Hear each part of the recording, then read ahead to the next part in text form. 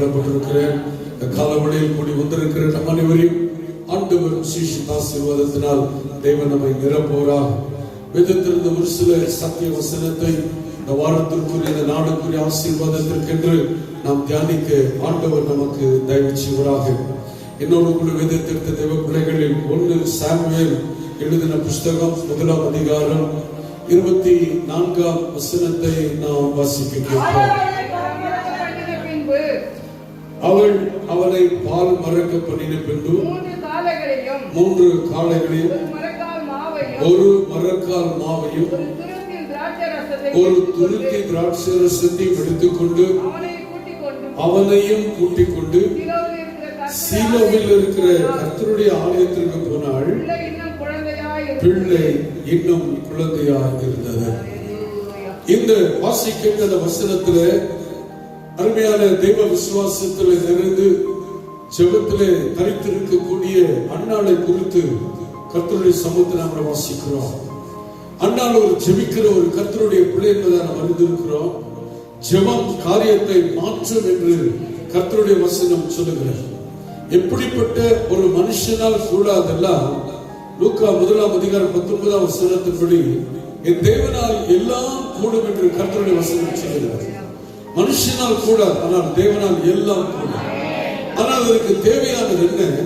ஆண்டவரை நாம் தேட வேண்டும், தேவ பிரசன்னத்தை நாம் விரும்ப வேண்டும்.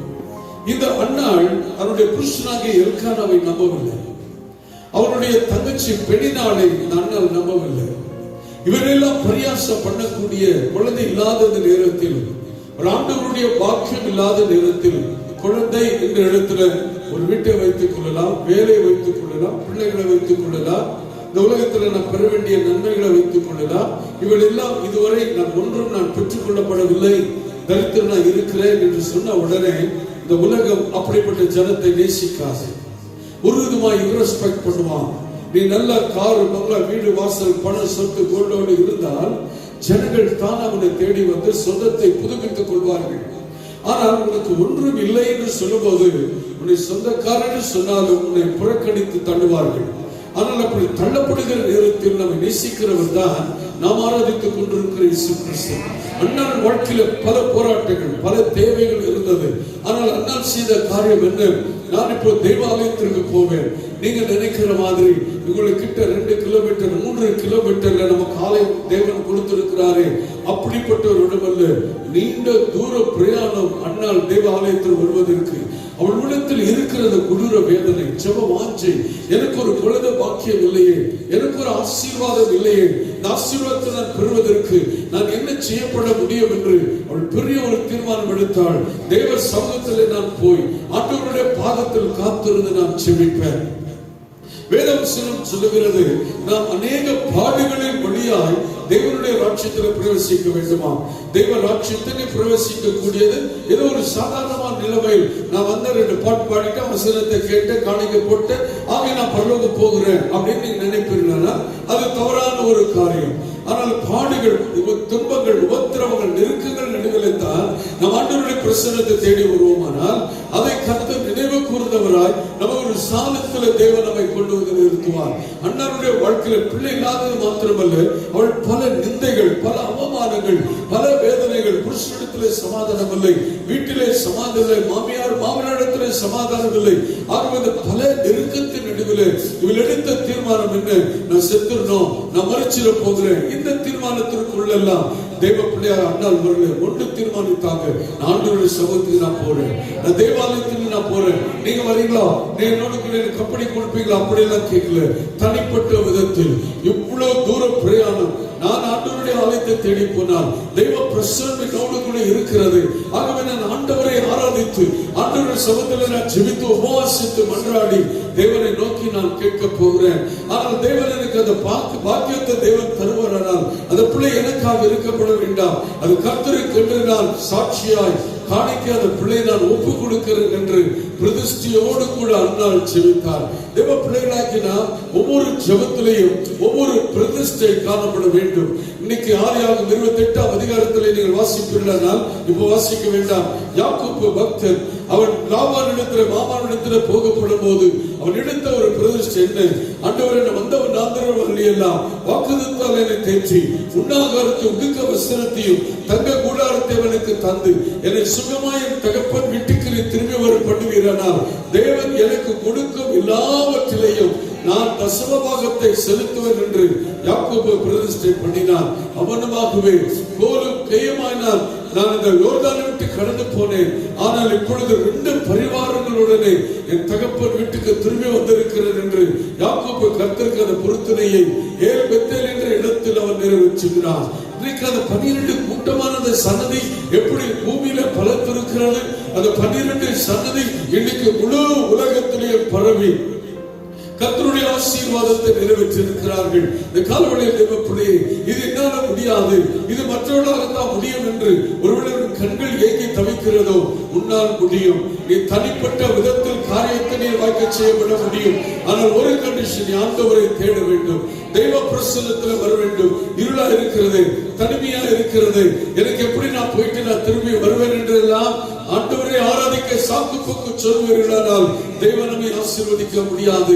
எந்த சூழ்நிலையிலும் கர்த்தரை பற்றி கொண்டிருக்கப்படும் போது அண்ணால் கர்த்தருடைய பாதத்திலே செபிக்கிறார். இதில் நமக்கு நல்ல தெரிந்த ஒரு ஹிஸ்டரி தான். ஏலி அதை பார்த்து கொண்டே இருக்கிறார். அன்று சமத்தில் ஏலி ஜெபத்தில் தரித்திருக்கிறார். அவர் முடித்த பின்பு வாசல் படியில் அவர் ஒரு ஆசனத்தில் அமர்ந்திருக்கிறார். அண்ணால் தேவ சமத்தில் இருக்கிறார். அன்று ஜெபித்துக் கொண்டிருக்கிறார். நீண்ட நேரம் ஆயிற்று. காலையில வந்தவள் மாலை நேரம் ஆனாலும் அவள் ஜெபத்தை முடிக்கவில்லை, ஒரு ஆராதனை முடிக்கவில்லை. தொடர்ந்து தேவ பிரசன்னத்தில் ஜெபித்துக் கொண்டே இருக்கிறாள். ஏலிக்கு பெரிய ஒரு கவலை மாறப்பட்டது. இன்னும் வலிமான ஒரு பெண் காலையில் வந்து உலகம் படித்தவர் மாலை ஆயிற்று, இன்னும் ஜெபத்தை முடிக்கவில்லை என்று அம்மா தட்டி எழுப்பினா, அம்மா யாருமா இங்க வந்து இருக்கிறீங்க, என்ன விஷயம், காலை எப்படி நீங்க உட்கார்ந்து இருக்கிறீங்களே, நீங்க என்ன மதுவாக என்ன பண்ணிட்டு இருக்கிறீங்களா, நேர நிதானம் உங்களுக்கு தெரியவில்லையா என்று ஏலி கேட்கிறார். அண்ணா அதற்கு என்ன பதில் சொல்லுங்க? ஆண்டவரே, மதடியாளை பேடியாளை மக்களாக உலகத்தின் மக்களாக நீங்க என்னதீங்க, நான் ரொம்ப மன கிளேசமா வந்திருக்கிறேன், ரொம்ப நான் பாரமா வந்திருக்கிறேன், ஆண்டவரின் ஜெபத்தை கேட்பார் என்ற விசுவாசத்தோடு கூட நான் வந்திருக்கிறேன்னு சொன்ன உடனே ஏலியுடைய உள்ளம் உடைந்தது. அவள் ஆண்டவர் நோக்கி திரும்ப தேவ சமூகத்துல போனார். அனுசம் ஜெபிக்கிறார். ஆண்டவரே, நான் அப்படி நான் கேட்டுட்டேன், நீ முடிச்சுட்டு வந்திருக்கிறேன் நான் கேட்டேன். அப்ப கூட அந்த பெண்ணுக்கு கோபம் வரல. இப்படிப்பட்ட ஒரு பெண்ணா பண்ணிட்டியா, நான் சபைக்கு வர மாட்டேன், ஆராதிக்க மாட்டேன், இந்த இடத்துல எத்தனை கோயில் இருக்குது அதெல்லாம் நான் போறேன், நான் எல்லாம் போகல. தொடர்ந்து தேவ சமூகத்தில் ஜெபித்துக் கொண்டே இருக்கிறார். ஆண்டவருடைய பிரசன்னத்தில் காத்திருந்தார். ஏலி ஆண்டவருடைய சமூகத்துல போய் ஜெபிக்கிறார். அந்த அம்மா நோக்கம் என்ன? ஆண்டவரே, ஏன் இப்படிப்பட்ட பாரத்தோடு ஜெபிக்கிறாங்க? உடனே தேவன் அந்த ஆலயத்தில் இறங்கி வந்தார். ஏழு இடத்துல கர்த்தர் சொன்னார், மகனே, இப்படிப்பட்ட ஜெபத்தில் தெரிந்திராம அந்த அம்மா பார்த்து இந்த கேள்வி நீங்க கேட்டுட்டீங்க. அந்த அம்மா மிக மனை கிளேசம் வந்திருக்கிறார். பிள்ளை இல்ல, ஒரு தங்கச்சி கேவலப்படுத்துகிறான், புருஷன் கேவலப்படுத்துகிறான், குடும்பத்துல கேவலம், நான் பெற்ற நன்மை ஒன்றுமே கிடைக்கப்பட முடியவில்லையே, நான் புருஷன் வேலைக்கு போறான், எதிரில் நீ வராது, நான் பெண் பார்க்க போறோம், நீ என் கூட நீ வரக்கூடாது, மாப்பிள்ளை பார்க்க போற, நீ ஆசீர்வாதத்தை பெறாதோ, என் கூட நீ வரக்கூடாதுன்னு சொல்றாங்க. நீர் அப்படிப்பட்ட ஒரு தெய்வனா, எனக்கு நீர் இறக்கம் பாராட்டுகிற கர்த்தர் என்று ஆண்டவருடைய சமூகத்தில் ஜெபிக்கும் போது ஏலிக்கு கர்த்தர் பேசினார். நீ இப்ப அந்த அம்மாவுக்கு சொல்லு, அந்த மகளுடைய விண்ணப்பத்தை கேட்டேன், அந்த மகளுடைய கண்ணீரை நான் கண்டேன், நான் உனக்கு பிள்ளையை நான் தருவேன், நீ கேட்கிற ஜெபமாக நான் பிள்ளையை நான் உனக்கு கூட்டி தருவேன். வேதம் சொல்லுகிறது. அதை ஏலி திக்கு தரிசனத்தை சொல்லுவது தாயாருக்கு சொன்னார்.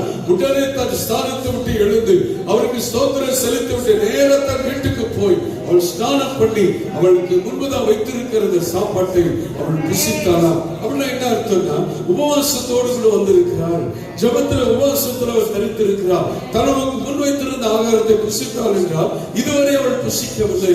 அந்த ஜெபம் உபவாச ஜெபத்தோடு மாத்திரமல்ல, பிரதிஷ்டை ஜெபத்தோடு இருந்திருந்தார். ஆண்டவரே, எனக்கு நீ இதை செய்கிறனா, நான் உனக்கு அப்படி செய்கிறேன், என் வாழ்க்கையை நீ நிறைவேற்றுவீரானா, இந்த காரியத்தை உனக்கு செய்கிறேன். பிள்ளை ஆண் பிள்ளை பிறந்தது.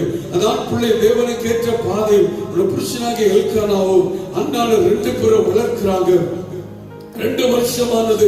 ஆனாலும் அண்ணான் உள்ளத்தில் பெரிய ஒரு ஏக்கம், ஐயோ, என் தேவனுக்கு எடுத்த பிரதிஷ்டை நிறைவேற்றணுமே, நான் ஜெபத்தை தேவாலயத்தில் ஏறெடுக்கிறேன், இந்த பிள்ளை பால் மறக்கவில்லை என்று சொல்லி சொல்லி அந்த அண்ணாள் தேவனுடைய பாதத்திலே ஜெபிக்கிறார். தன் புருஷனாக எல்கானானிடத்துல போய் சொல்றார், ஐயா நான் இந்த பிள்ளைக்காக எப்படி நான் ஜெபித்தேன், ஆனா நீங்க புருஷன் சொன்ன வார்த்தையில எப்படி ஆடுறீங்க, எப்படி தூக்கப்படுறமா என்றால் 10 பிள்ளைகளை பார்க்கிறோம், நான் உனக்கு விசேஷம் அல்லவா என்று அண்ணா சொல்லும் போது, இல்ல ஏன் கர்ப்பத்தை ஆண்டவர் தொடரும், ஏன் விண்ணப்பத்தை தொடரும், உன்னுடைய ஆசீர்வாதத்தை வைத்து இந்த உலகத்தில் வாழ மாட்டேன், தேவன் என்னை ஆசீர்வதிக்க வேண்டும், நான் தேவனுடைய பிள்ளை அல்லவா, நான் உபாசிக்கிறேன் ஜெபிக்கிறேன் அல்லவா, கர்த்தர் இந்த காலங்களில் ஏன் விண்ணப்பத்தை கேட்க வேண்டும் என்று அண்ணாள் ஒரே பிடிவாதத்தோடு கூட ஆண்டவர் சமுத்திரை காத்திருந்தாள். தேவன் அண்ணாளை விடாட்சித்தார். பிள்ளை உருவானது, பிள்ளை பிறந்தது. அந்த பிள்ளை பிறந்தவுடன் அண்ணாளுடைய ஏக்கம் என்ன, இந்த பிள்ளையை கர்த்தருக்கு நான் அர்ப்பணிக்க வேண்டும். ஆகவே புருஷனிடத்தில் போய் சொல்லுகிறார், 2 வருஷமாக போகிறது, நான் எடுத்த தீர்மானத்தை நிறைவேற்ற வேண்டும். இந்த காலங்களில் தேவப்பிள்ளையே ஆண்டவருக்கு என்ன தீர்மானம் எடுத்திருக்கிறார், ஆண்டவருக்குள் நிறைவேற்றி நீ வைத்திருக்கிற ஆசீர்வாதம் உன்னை தேடி வரும் என்பதில் எவ்வளவு சந்தேகம் இல்லை. ஐயோ நான் அப்படி தப்பான தீர்மானம் எடுத்துட்டேனே, நான் அப்படி பிரதிஷ்டை எடுத்து விட்டேனே, என்னால் அப்படி செய்ய முடியவில்லை என்று சொன்னால் தேவனை நீ ஏமாற்றுகிறாய், உன்னை நீ ஏமாற்றிக் கொள்ளுகிறாய். அண்ணன் தேவ பிரசனத்தில் தவிக்கிறார். எப்பொழுது பிரதிஷ்டை நிறைவேற்றுவேன், என் மகனை கொண்டு போய் எப்ப தேவாலயத்தில் விடுவேன். குமாரர் குமார்த்திகளை குறித்து தேவ பிள்ளை என்ன நினைக்கிறீர்கள்? எடுத்தோட நம்ம என்ன சொல்றோம், எப்படி MBBS படிக்கணும், எப்படி IAS IPS படிக்கணும். நல்லதுதான். அண்ணால் நினைத்தது என்ன, எப்படி தேவ ஆலயத்தில் ஊழியம் செய்யப்பட வேண்டும். ஏதோ ஒரு ஊழியம் கர்த்தருடைய ஆலயத்தில் பிள்ளை காணப்பட வேண்டும். வேற எந்த விதத்திலும் இருக்க பிள்ளை நான் விரும்பவில்லை. புருஷனிடத்தில் கேட்டால் அந்த புருஷன் என்ன சொல்ல தெரியுமா, அண்ணால் நீ உள்ளத்தில் என்ன பிரதிஷ்டை எடுத்தாயோ, நீ என்ன நினைத்தாயோ, தேவனின் மகிமைக்காக ஒரு சமாதானத்திற்கு நீ அப்படியே செய்ய. அந்த புருஷனும் கீழ்ப்படிந்தால் அண்ணாளை மிகவும் நேசிக்கக்கூடிய ஒரு புருஷன் என்று வேத வசனத்தில் வாசிக்கிறோம். அப்படியே அண்ணாள் தனிப்பட்ட விதத்தில் தன் புருஷனாக எல்கானாவை கூட்டிக் கொண்டு என்ன காரியத்தை செய்யறார் பாருங்க. 23ஆம் வசனம். அப்பொழுது அவன் புருஷனாக எல்கானா அவளை நோக்கி, நீ உன் இஷ்டப்படி செய்து அவனை பால் மறக்க பண்ண மட்டும் இரு, கர்த்தர் தம்முடைய வார்த்தையை மாத்திரம் நிறைவேற்றுவாராக என்றார். அப்படி அந்த ஸ்திரீ தன் பிள்ளை பால் மறக்க மட்டும் அதற்கு பால் கொடுத்தாள் என்று வேதத்திலே வாசிக்கிறோம். அந்த தெய்வ கிருபை, தெய்வ மகிமை அந்த பிள்ளை மறக்க வேண்டும். சாதாரண சயின்டிபிக்ல வாசிக்கிற மெடிக்கல்ல ஒரு ஆண் பிள்ளை என்றால் 2 வருஷம் தாயிடத்தில் பால் குடிப்பார்கள். பெண் குழந்தை என்றால் 1 வருஷத்திற்கு பிறகு அதை விட்டு விடுவார்கள். ஏன்னா அந்த ஆண் பிள்ளை இந்த 2 வருஷம் அளவும் தாய் விடாதபடிக்கு அப்படியே பார்த்து கொண்டிருந்தபடியினால் அவருடைய ஏக்கம் என்ன, சீக்கிரம் பால் மறக்க செய்யப்பட வேண்டும். அந்த பால் மறப்பதற்கு தாய்மார் என்னென்ன காரியங்களை செய்வார்கள் என்பதை நாம் யாவரும் அறிந்திருக்கிறோம். அப்பொழுது 24 அவனை பால் மறக்க பண்ணின பின்பு 3 காடைகளையும் 1 மரக்கால் மாவையும் 1 துருத்தின் திராட்சரசத்தையும் எடுத்துக்கொண்டு அவனையும் கூட்டிக் கொண்டு சீலோவில் இருக்கிற கர்த்தருடைய ஆலயத்திற்கு போனால் பிள்ளை இன்னும் குழந்தையாகவே இருந்தது. ஏலத்திலே மரக்கால் அவளை கொண்டு போக வேண்டும். நீண்ட தூர பிரயாணம், வழியெல்லாம் ஆங்காங்கு தங்கி தான் போக வேண்டும். பிள்ளைக்கு பசி எடுக்கும், அவளுக்கும் பசி எடுக்கும். வழிக்குரிய ஆகாரத்தை நாம் எடுத்துக்கொண்டு தேவாலயம் மிகுந்த தூரம், ஆனாலும் என்னுடைய பிரதிஷ்டை நிறைவேற்றப்பட வேண்டும். குழந்தை நீண்ட காலம் குழந்தை பாக்கியம் இல்லாத பிறந்த அந்த குழந்தையை எப்படி 2 வயதிற்குள் தேவாலயத்தில் கொண்டு போய் விட்டு தனிமையா எப்படி அந்த தாய் வீட்டில் இருந்திருக்கப்பட முடியும்? சற்று சிந்தித்து பார்க்கிறதுடைய பிள்ளையை நாம் தேவனை பார்க்கிறோம், அதிகமாய் இந்த உலகத்தை நேசிக்கிறோம். தேவ சபையை பார்க்கிறோம், ஊழியர்களை பார்க்கிறோம், உலகத்தில் வேலையும் வருமானத்தை தான் நேசிக்கிறோம். ஆனால் இந்த கர்த்தருடைய காரியம் அப்படி அல்ல. ஆண்டவர் தம்முடைய ஏலியினுடைய வாழ்க்கையில் அவர் எப்படி அவர் கடாட்சித்து அவர் என்ன காரியங்களை செய்கிறார் என்று வேதத்திலே வாசிக்கிறோம். ஏன் கர்த்தர் ஏலியின் பிள்ளைகளை ஆசீர்வதிக்கவில்லை? ஏலியின் பிள்ளைகள் கர்த்தருடைய ஊழியத்தை ஏன் அவர்கள் செய்யவில்லை? ஏலி அந்த பிள்ளைகளை தேவாலயத்தில் வழிநடத்தவில்லை, அந்நாள் கர்த்தருடைய ஆலயத்தில் வழிநடத்தினார். ஏலிய பிள்ளைகள் பெரிய வாலிப பிள்ளைகள். ஆனால் அண்ணனுடைய குழந்தை 2 வயதிற்குட்பட்ட ஒரு குழந்தை தேவாலயத்தில் விட்டார். அப்ப கூட அந்த ஏலிக்கு ஞானம் இல்லை. அவர் என்ன செய்கிறார் பாருங்க. 1 சாமுவேல் 2ஆம் அதிகாரம் 29ஆம் வசனம். என் வாசஸ்தலத்திலே செலுத்தபடி நான் கட்டளையிட்ட பலிகளையும் என் காணிக்கைகளையும் நீங்கள் உதைப்பானேன். என் ஜனமாகிய இஸ்ரவேலின் காணிக்கைகள் எல்லாம் பிரதானமானவைகளை கொண்டு உங்களை கொடுக்கப்படும்படிக்கு நீ என்னை பார்க்கிலும் உன் குமாரரை மதிப்பானே. நீ என்னை பார்க்கிலும், என் ஆலயத்தை பார்க்கிலும், என் ஊழியத்தை பார்க்கிலும், என்னுடைய தேவ பிரசன்னத்தை பார்க்கிலும், உன் வீட்டையும், உன் வேலையும், உன் மனைவியும், உன் பிள்ளைகளை நீ மதித்துக் கொண்டு இருக்கிறாய். எனக்கு சொன்ன தேவ பிள்ளைகளே, ஏழை பிள்ளைகள் கர்த்தருடைய ஊழியத்தை செய்யவில்லை. ஏழை பிள்ளைகள் கர்த்தருடைய ஆசீர்வாதத்தை பெற்றுக் கொள்ளவில்லை. ஏழை பிள்ளைகள் எல்லாம் பேழையாட்களை பிள்ளைகளாய் மாற பண்ணினார்கள். காரணம் என்ன? அதை பெற்றோர் அன்னாளை போல தெய்வ பிரசன்னத்தில் 2 வயது குழந்தைகளில் இருந்து தேவ பிரசன்னத்தில் வளர்க்கவில்லை. நாம் என்ன நினைக்கிறோம்? என் பிள்ளைக்கா ஜெபிக்கிறேன், அவன் ஸ்கூல் போகணும், ரொம்ப காஸ்ட்லி ஸ்கூல் எது இருக்குது, எங்க ஒரு விஷயம் தொற மாதிரி இங்கிலீஷ் பேசுறாங்க, அந்த ஸ்கூல்ல போய் நல்லா வளர்க்கணும். நல்லது, உடைய பிள்ளைகளை செய்யுங்கள். ஆனால் அதை விட மேலான உடைய பிள்ளைகளை ஸ்கூல் தேவனுடைய ஆலயம். இந்த கர்த்தருடைய ஆலயத்தில் கர்த்தர் வளர்க்கிற ஒரு இடம். நீ தேவ பிரசன்னத்தை பார்க்கிலும் வீட்டை பராமரிக்கிறாயா? தெய்வ சமூகத்தை பார்க்கிலும் வேலை நீ மதிக்கிறாயா? தெய்வ சமூகத்தை பார்க்கிலும் உன் பிள்ளை நீ மதிக்கிறாயா? ஆண்டவருக்கு சொன்னார், நீ என்னை உதைப்பானே. தேவ பிரசன்னத்தில் உதைக்கிறார். பேருக்கு கிறிஸ்துவனாய் நீ காணப்படுகிற அண்ணால் என்ன செய்தார்? அந்த குழந்தை சீக்கிரமாய் பால் மறக்க செய்தார். நீ நான் இருக்கிற தாய்மார் என்ன சொல்லியிருப்போம்? எப்பிள்ளைன பால் விடல, எப்பிள்ளைன பால் மறக்கல, அந்த தேவாலயத்திலே எப்பிள்ளை அழுமே, இன்னும் 2 வருஷம் பால் கொடுப்போம் என்று ஒருவேளை தாய்மார் யோசித்திருக்க கூடும். ஏனென்றால் இந்த காலங்கள் கழித்து பிறந்த பிள்ளை அல்லவா, எப்படி நான் போய் தேவாலயத்தில் விட்டு விட முடியும்? அன்றாட யோசித்துவார் சகோதரி. சீக்கிரத்தில் பால் மறக்க செய்துவிட்டு அந்த குழந்தை இன்னும் குழந்தையாகவே இருந்ததா. தேவாலயத்திலே கொண்டு போய் பெரிய ஒரு காளை கொண்டு போய் பலி செலுத்தினாலாம். 26ஆம் வசனம். அப்பொழுது அவளே, ஆண்டவனே, இங்கே உம்மண்டையிலே இருக்கிற கர்த்தரை நோக்கி விண்ணப்பம் பண்ணின ஸ்திரீ நான் தான். என்னை ஆண்டவராக உம்முடைய ஜீவனை கொண்டு சொல்லுகிறேன், இந்த பிள்ளைக்காக விண்ணப்பம் பண்ணினேன். நான் கர்த்தரிடத்தில் கேட்டேன், விண்ணப்பத்தின்படியே தேவன் எனக்கு கட்டளை கொடுத்தார். ஹல்லேலூயா. நான் எப்படி இந்த தேவாலயத்தில் பிரதிஷ்டை பண்ணினேனோ, இந்த தேவாலயத்தில் இந்த பிள்ளையை நான் கொண்டு வந்திருக்கிறேன். எத்தனை தேவ பிள்ளைகளை சொல்ல முடியும்? ஒரு ஆலயத்தில் பிள்ளை பிறக்கும், இன்னொரு ஆலயத்தில் ஞானசாரம் கொடுப்பாங்க. ஒரு ஆலயத்தில் பிள்ளை பிரதிஷ்டை பண்ணுவாங்க, இன்னொருத்த கொண்டு போய் ஞானசாரம் கொடுப்பாங்க.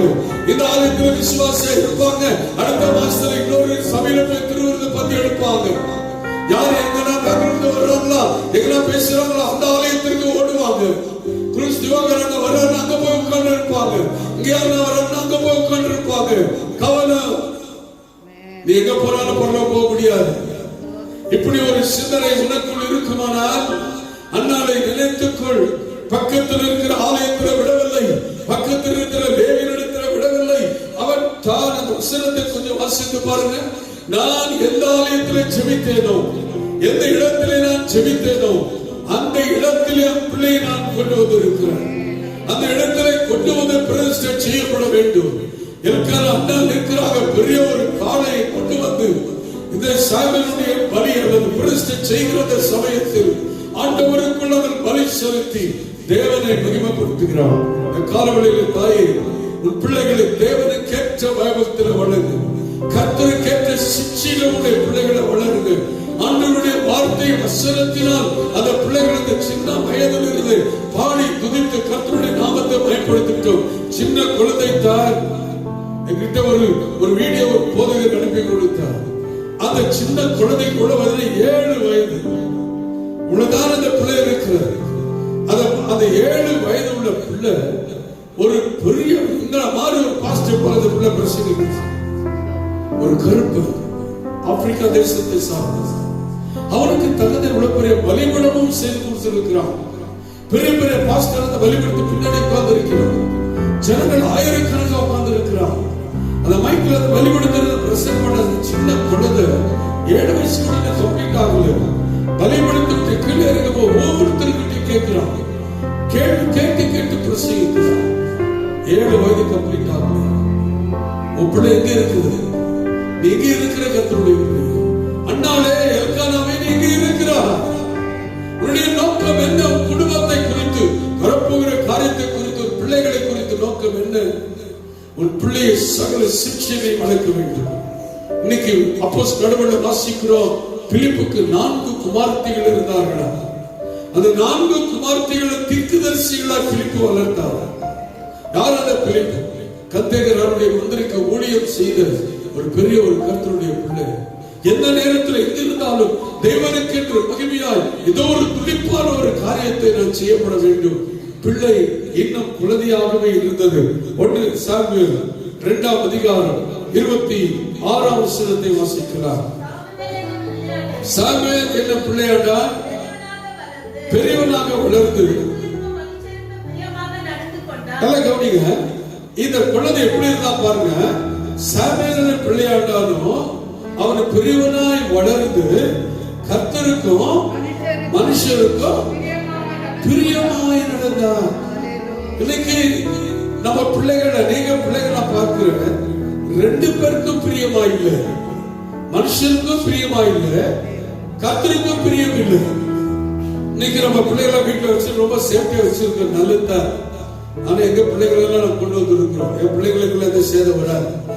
அந்த பிள்ளைகளை கர்த்தர் பாதுகாக்கிறார். Is a divine protector. நம்முடைய பிள்ளைகளுக்கு எந்த காரியங்கள் ஒன்றும் நடக்காது. ஆனா கர்த்தருக்கு பிரியமா பிள்ளைகளை வளர்க்கிறீங்களா? வரணும் அப்படின்னா எந்த விதத்துல பிள்ளையை சத்துரு தாக்க முடியாது என்றால் எந்த விதத்துல நம்முடைய பிள்ளைகளையும் நம்முடைய குடும்பத்தையும் தாக்கப்பட முடியாது.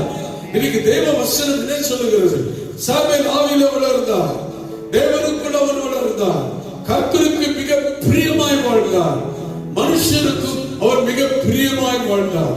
இன்னைக்கு கர்த்தருக்கு பிரியமாய் வாழ்ந்தார் என்ற அர்த்தம் என்ன? 12 வயது முடிந்த உடனே அந்த தாயும் அந்த தகப்பனும் தெய்வ பலிபீடத்திலே கொண்டு போய் பெரிய பலி செலுத்தி, இந்த டீனேஜ் 13 வயது பிள்ளை வந்துவிட்டபடினால் என் பிள்ளை கர்த்தருக்கு என்று சாட்சியா நான் ஒப்பு கொடுக்கிறேன், தேவாலயத்தை நான் ஒப்பு கொடுக்கிறேன். இனி அவன் பிள்ளை கர்த்தருக்கு ஊழியம் செய்யப்பட வேண்டும். ஆண்டவராகிய இயேசு கிறிஸ்து கூட 12 வயது முடிந்த உடனே எருசலேம் தேவாலயத்திலே கொண்டு போய் பெரிய பலி செலுத்தி ஆண்டவருக்கு என்று அவரை ஒப்பு கொடுத்தார்கள். அந்த 13 வயது துவக்கத்திலேயே பெரிய வேத பாருங்கள் ஆயக்காரன் நடுவிலே இயேசு உட்கார்ந்து பிரசங்கம் பண்ணி கொண்டிருக்கிறார். 13 வயது துவங்கி ஒரு நாள் தான் ஆகிறது. தேவ பிள்ளைகளாக்கினா நம்முடைய பிள்ளைகளை கர்த்தருக்கேற்ற பயத்திலையும் மனுஷருக்கேற்ற ஒரு கணத்திலையும், ஒரு ஊழியக்காரன் பார்த்தா பிரச்சனை சொல்றது இல்லை, ஒரு ஊழியக்காரியை பார்த்தா பிரச்சனை சொல்றது இல்லை. நீ யாரு நான் யாரு?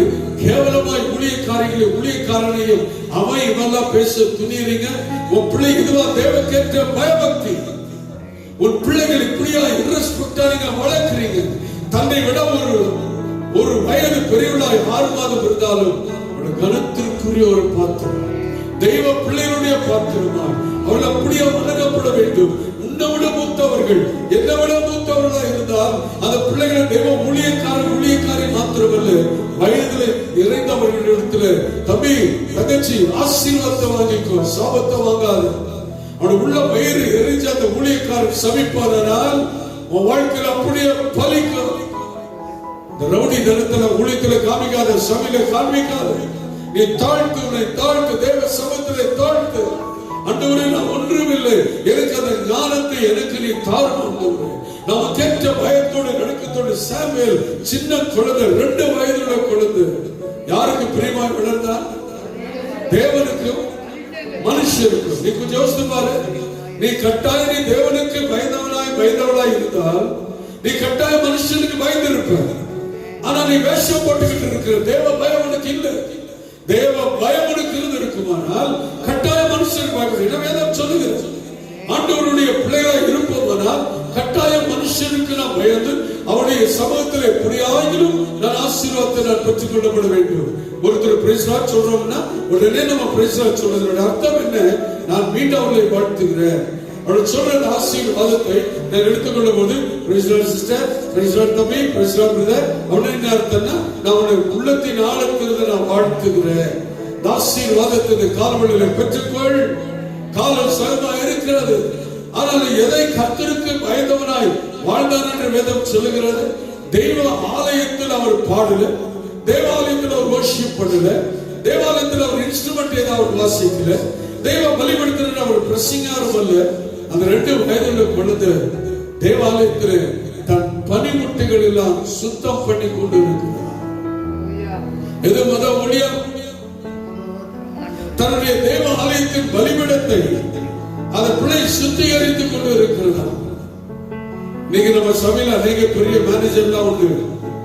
அவன் உட்கார சேர்ந்து எடுத்துக்க மாட்டேன். அதுக்கு இன்னொரு வேலைக்கார இருக்கிறாரு, அவர் எடுத்து வச்சு அவ்வளவு ஆசீர்வாதம். கர்த்தருக்கு ஊழியம் செய்.